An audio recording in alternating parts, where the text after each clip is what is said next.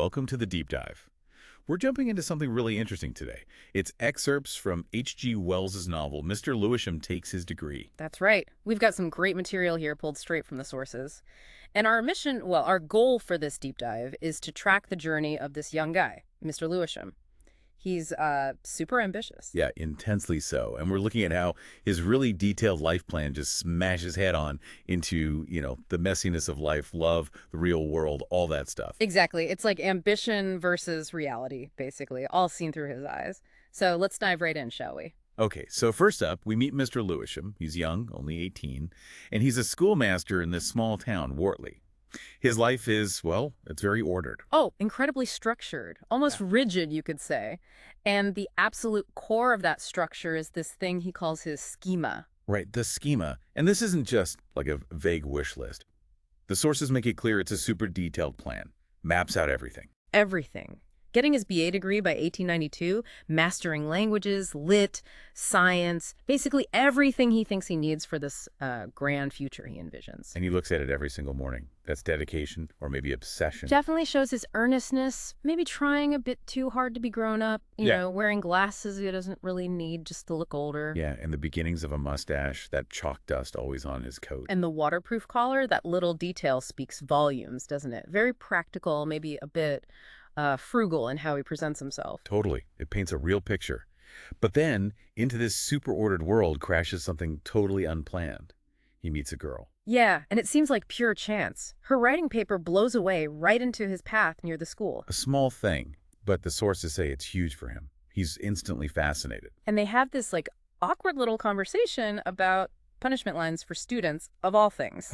Right. Mundane stuff. But there's this moment with the paper, and he finds out she's staying nearby at the Grogram school with the Frobishers. And this little meeting just completely shakes up his world. It hits him later while he's in church on Sunday.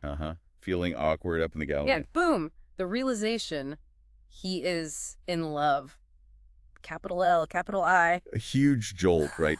Totally derails his rational, scheduled existence. This massive, unplanned emotion just takes over. Yeah, the sources describe him hurrying home after church, looking at a star. Everything suddenly feels, significant. And he digs out that crumpled paper she dropped. Smooths it out, cherishes it. Even kisses it. It's such a mix of intense feeling and teenage earnestness. And he can't sit still. He wanders out, goes to the stile overlooking the Frobisher's place, just hoping to catch another glimpse of her. And he does. They meet again right there by the stile. And they talk. He tries to impress her a bit, maybe, talking about Carlisle. Who she admits she hasn't really read much of. Right. And she mentions seeing Carlisle's house in London, which sounds incredibly sophisticated to him compared to his own limited experience. Yeah, it really highlights how narrow his world has been.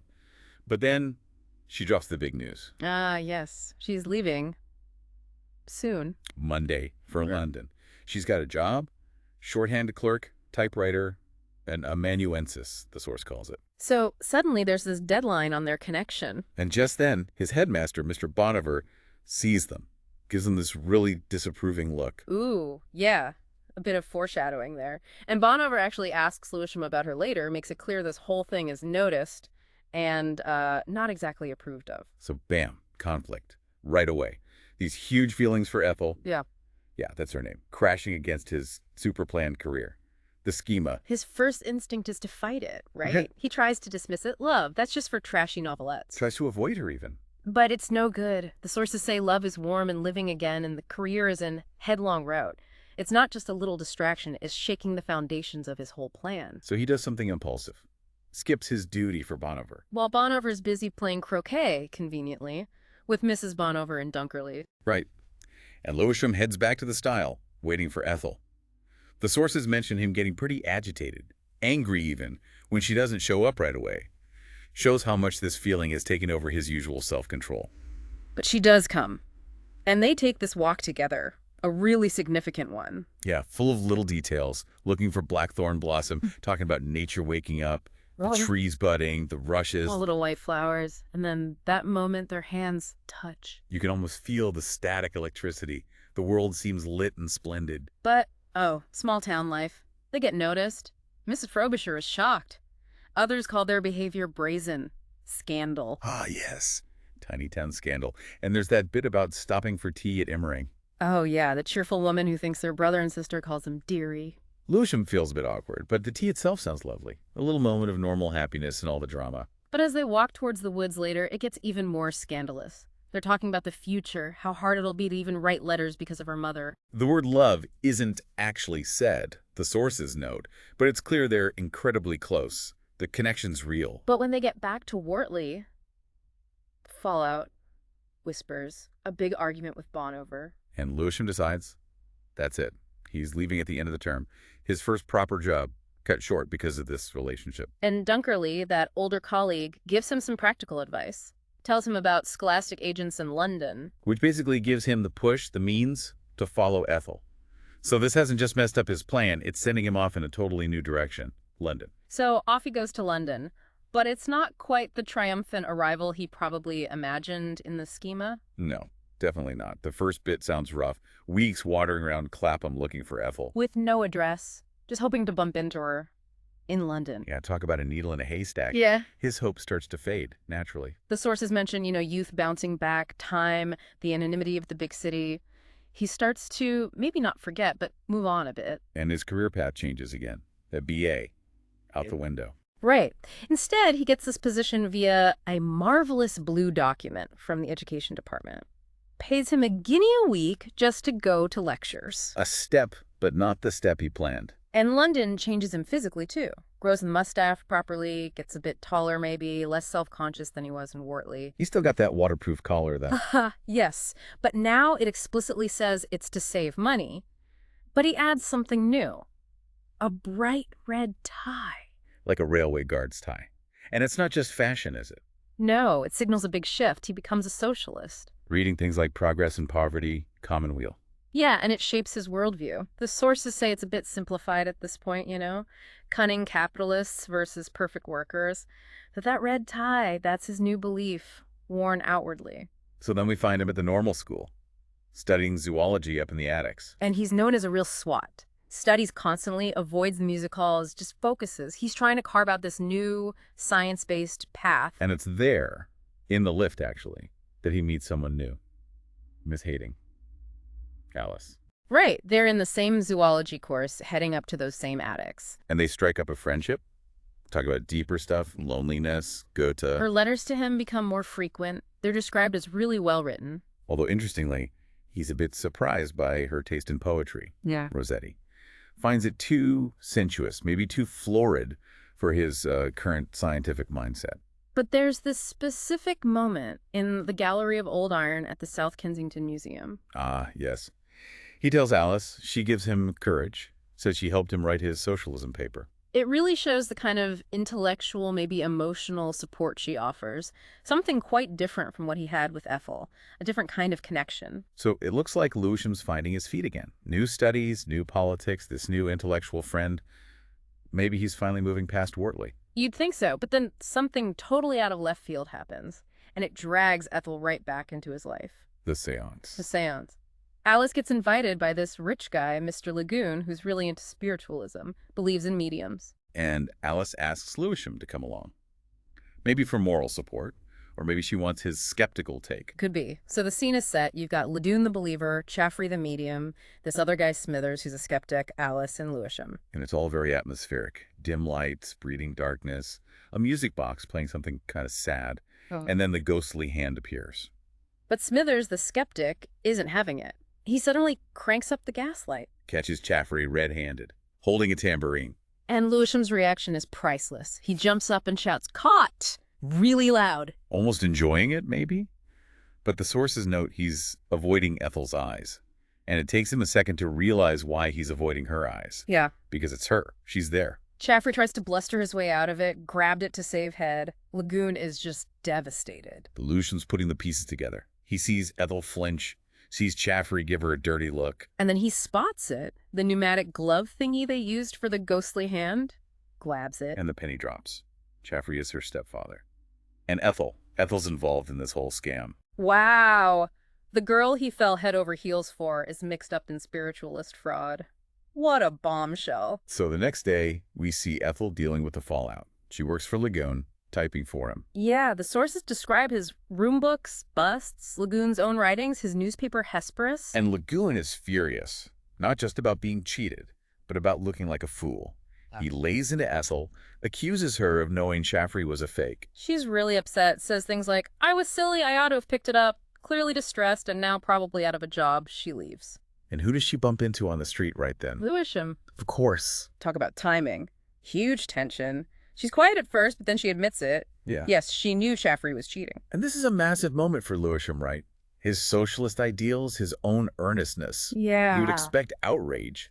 But no, his immediate reaction is just powerful. No, I don't mind even that. I don't care even if it was that. Those feelings for her buried deep just surge back, stronger than shock, stronger than disappointment. He won't let her walk away. They start this difficult walk towards Clapham where she lives. She wants him to go, but he's insistent. I'm not going to lose you like this, he says. Tells her he was awake all night thinking about it. It's shaken him to the core. They talk near Clapham Common.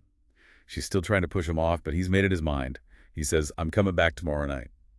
He's all in again, despite everything.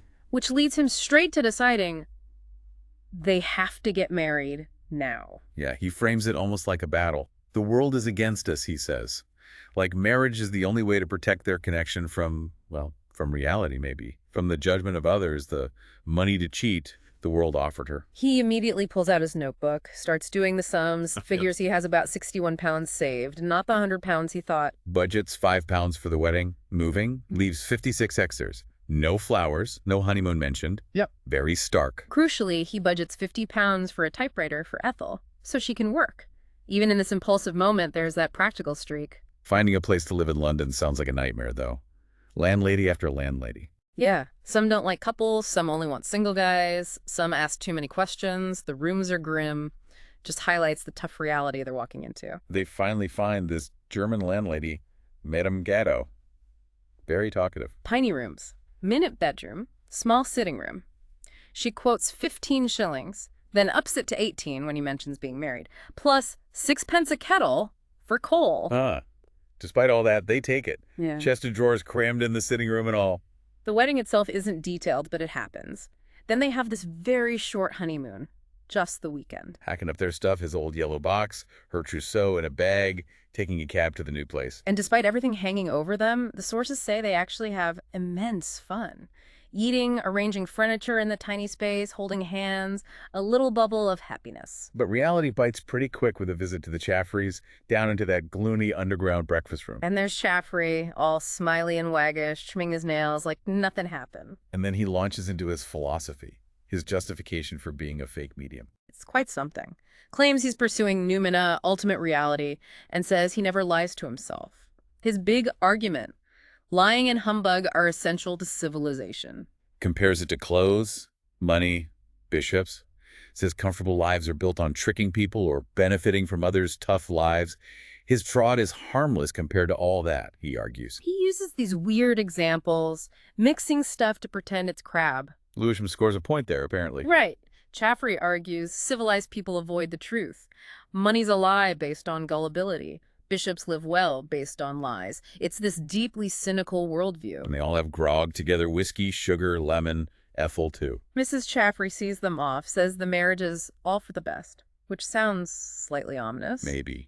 Afterwards, Lewisham's really hung up on this problem of Chaffrey, the weirdness, the morality of it all. And then it's back to their own reality, symbolized by that waterproof collar making a comeback and worrying about the cost of coal, 6p a kettle. The sources mention a statement of account. That marks the end of Mr. Lewisham's informal honeymoon. Yeah, a cold splash of financial reality. Life is a struggle for existence.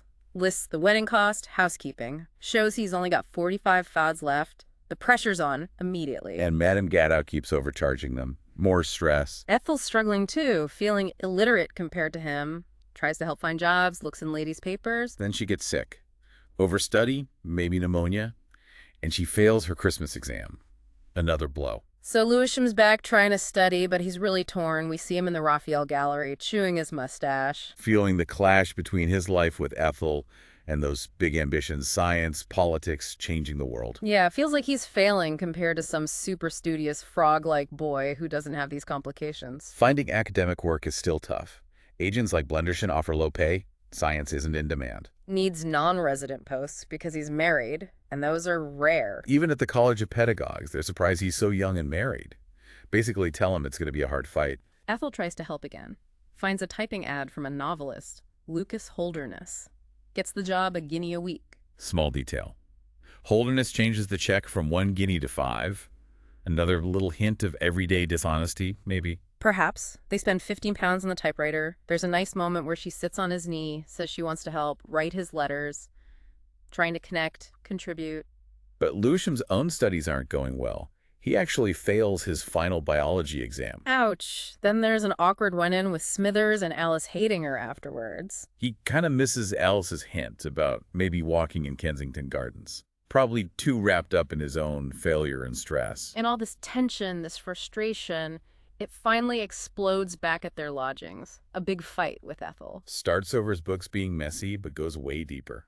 Ethel feels like nothing she does is right anymore, especially since that mishating her. Accuses him of jealousy. Says he doesn't care about her whole self. Just owns her, maybe. It gets ugly. Lewisham loses it. Throws his Huxley textbook Vertebrata into the fireplace. Wow. Symbolically rejecting his scientific dream in anger. Then he storms out, goes to the library. But in the quiet of the library, remorse hits him. Hears street music, sweet dreamland faces. And it triggers memories of that first walk with Ethel, when everything felt hopeful, electric. And he realizes, suddenly, powerfully, he still loves her, despite everything. So, impulsive gesture time again. He buys red roses, a whole basket, sees it as a way to show love, reject that pinching self-restraint, the intellectual coldness that came between them. But it backfires. Terribly. He gets home late from tutoring, expects her to be thrilled, roses everywhere. Instead, she's pale, tired, the roses are nowhere to be seen. He asks if nothing has come, and she just looks at him and says quietly, no, nothing has come. Oh, that's brutal. Later, he finds the roses hidden in the bedroom, a petal on the floor. She did get them. She hid them. His anger flares right back up, feels deceived all over again. And there's just the anger flares. Bitter argument over the roses. He accuses her of lying, says their life, their marriage is at an end. Tells her he's leaving tomorrow, cruelly throws her past back at her. Go back to cheating, he implies. Says he doesn't care for her now. Awful words. He packs his bags afterwards, torn between guilt and feeling she deserved it. His mind races, did someone else send roses? Baines, the poet, worries what Ethel might do. He's exhausted, just dozes off in the chair. Wakes up later. Silence. Complete silence. He can't hear her breathing next door. Panic sets in. A prevision of unendurable calamity, the source says. Pure terror. He creeps to the folding doors between their rooms, listening. Nothing. Stillness. And then he hears her move. And then she speaks his nickname. Ethel. Dear. The relief is overwhelming. Instant, fear gone, jealousy gone. He drops to his knees right there, tells her how scared he was, thought something terrible had happened. The crisis breaks the anger. After that huge emotional moment, there's another twist. Chaffery news. Yeah, Mrs. Chaffery finds a letter from him hidden in the clock, addressed to Lewisham. Chaffery says he's leaving London, blames Lagoon's stupidity. Tells Lewisham to pawn some stuff for him, a chest, a bureau, an air pump. Says he's off to live his own life, see men in cities. So Lewisham takes the letter to Lagoon, who is naturally shocked, not just that Chaffery's gone, but finding out his real identity and the scale of the theft. Over 500 pounds. Stolen how? A hypnotized signature on a blank check. Crazy. And Lewisham points out, so practically that the missing amount matches a drawer Lagoon couldn't open, the materialistic explanation. Lagoon is just stunned by the whole mundane reality of the con. The sources mark this whole Chaffery episode, its resolution, as the end of Mr. Lewisham's adolescence. His intense growing is over. It's a kind of laugh, but one full of complex understanding, maybe resignation. Life moves on. He and Ethel move into Mrs. Chaffery's house in Clapham, deal with some hassle from the old landlady. Ethel gets better from her illness, things settle. Then, weeks later, he runs into Alice hating her again in Battersea Park. And he tells her he's married. She takes it calmly, asks him about it. And Lewisham tries to explain the difficulty, how Ethel looks at things differently, doesn't get his intellectual side, the stuff he shared with Alice, says he's always making allowances. Contrasts her directly with Alice. Says Alice would understand him even if he hurt her. Says he looked to Alice for support and belief. Alice listens, tells him she believed he could achieve great things, even offers to keep seeing him. Writing offers that support and belief again. But she also gives him a pretty sharp assessment, doesn't she? Calls him capable and weak. Says he failed in his own belief. Yeah, quite cutting. Their farewell is final. Just goodbye. He hesitates, but she repeats it. Slight, awry smile. No more to say. That door is closed. And right after this profound moment, mundane reality kicks back in. Lewisham checks his watch. Needs to rush for a tutoring job. Thinks about skipping it for a second, but no, catches the train. Life goes on, the less glamorous version. The final scene is back in their room in Clapham. Ethel brings him a wastepaper basket. Simple, domestic. They have a quiet moment. She says she feels stupid, her words don't match her feelings. He tries to understand. It's a different kind of connection they're building, maybe quieter, based on shared life. And then Lewisham's alone, looking at his old friend, the schema. And his whole perspective has shifted. It seems little now. All that ambition feels like vanity. He feels commonplace, two-sided. That realizes those original dreams. They aren't for us, him and Ethel. The future now is the child. Focus shifts to family. Feels like life played a trick on him. Dangled success, then led him to play, as he calls it. Family life. Maybe with a hint of regret still. And his final action. He takes the schema. And tears it up into tiny, numberless pieces. The ultimate symbolic act. That planned life, that identity, is gone. Wow. So we've really followed him, haven't we? From that rigid young man with his plan. Through love, messy reality, dealing with characters like Chaffery. Making huge choices, sacrificing those big ambitions, and finding a different kind of life. Yeah, the career is gone, replaced by something built on love, shared existence, symbolized by ripping up that schema. It really shows that clash between intense individual ambition and, the demands and maybe the simpler, messier joys of actual life and responsibility. And that contrast between Ethel and Alice is so clear, isn't it? What each relationship offered him. His final choice really shows what he ended up valuing, or maybe what life forced him to value. Absolutely. His whole journey makes you think.